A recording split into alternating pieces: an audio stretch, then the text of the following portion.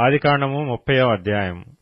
రాహేలు తాను యాకోబునకు పిల్లలు కనకపోవట చూచి తన అక్కయందు అసూయపడి యాకోబుతో, నాకు గర్భఫలము నిమ్ము, లేని యెడల నేను చచ్చెదనెను.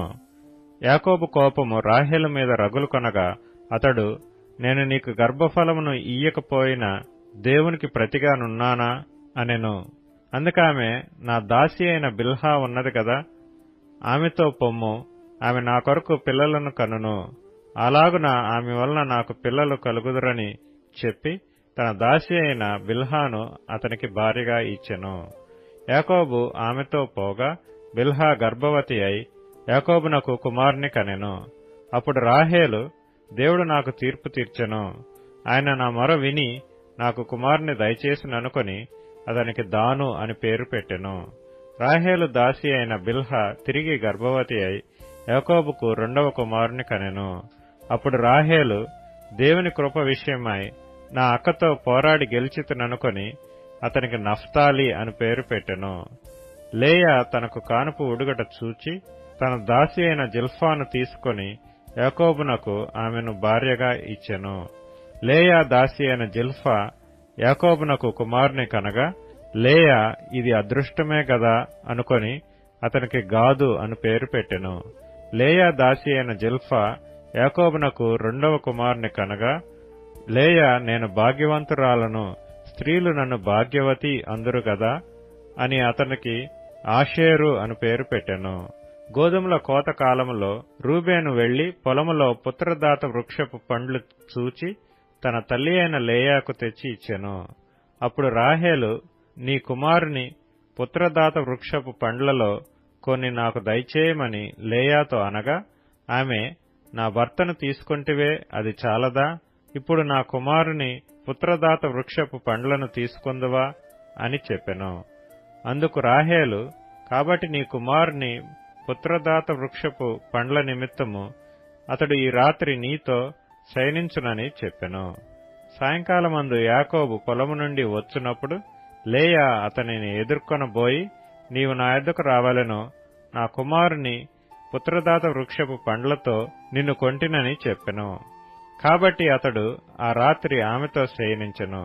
దేవుడు లేయా మనవి వినెను గనుక ఆమె గర్భవతి అయి యాకోబునకు 5వ కుమారుని కనెను.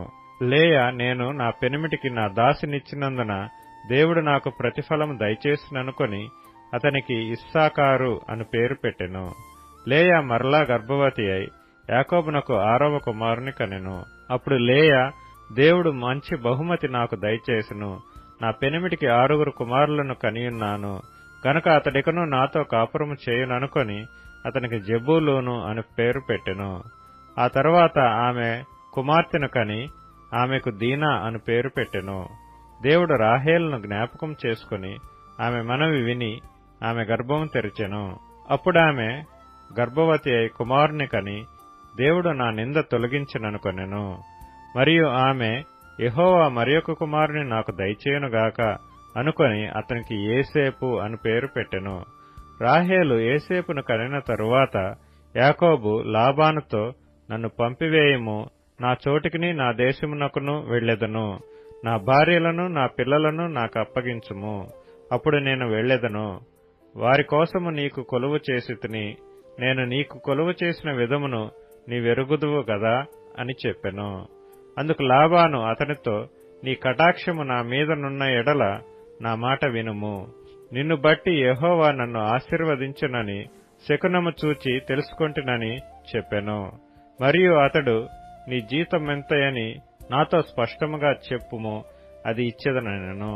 అందుకు యాకోబు అతని చూచి, నేను నీకెట్లు కొలువు చేస్తునో నీ మందలు నా యొద్ద ఎట్లుండెనో అది నీకు తెలియను. నేను రాకమునుపు నీకుండినది కొంచెమే, అయితే అది బహుగా అభివృద్ధి పొందెను. నేను పాదం పెట్టిన చోటెల్లా యెహోవా నిన్ను ఆశీర్వదించెను. నేను నా ఇంటివారి కొరకు ఎప్పుడూ సంపాద్యం చేసుకుందునెను. అప్పుడు అతడు, నేను నీకేమి ఇయ్యవలెనని అడిగినందుకు యాకోబు, నీవు నాకేమీయూ ఇయ్యవద్దు, నీవు నా కొరకు ఈ విధముగా చేసిన యెడల నేను తిరిగి నీ మందను మేపి కాచెదను. నేడు నేను నీ మంద అంతటిలో నడిచి చూచి పొడలైనను మచ్చలైనను గల ప్రతి గొర్రెను గొర్రె పిల్లలలో నల్లని ప్రతిదానిని, మేకలలో మచ్చలైనను పొడలైనను గల వాటిని వేరుపరచెదను. అట్టివి నాకు జీతమగును. ఇక మీదట నాకు రావలసిన జీతమును గూర్చి నీవు చూడవచ్చినప్పుడు నా న్యాయ ప్రవర్తనయే నాకు సాక్ష్యమగును. మేకలలో పొడలైనను మచ్చలైనను లేనివన్నీయు, గొర్రెపిల్లలలో నలుపు లేనివన్నీయు నా యొద్దనున్న ఎడల నేను దొంగిలించితునని చెప్పవచ్చునెను. అందుకు లాబాను, మంచిది, నీ మాట చొప్పుననే కానిమ్మనెను. ఆ దినమున లాబాను చారయైనను మచ్చయైనను గల మేకపోతులను, పొడలైనను మచ్చలైనను గల పెంటి మేకలన్నిటినీ, కొంచెము తెలుపు గల ప్రతి దానిని, గొర్రెపిల్లలలో నల్లవాటినన్నిటినీ వేరుచేసి తన కుమారుల చేతికి అప్పగించి తనకును యాకోబునకును మధ్య 3 దినముల ప్రయాణమంత దూరం పెట్టెను.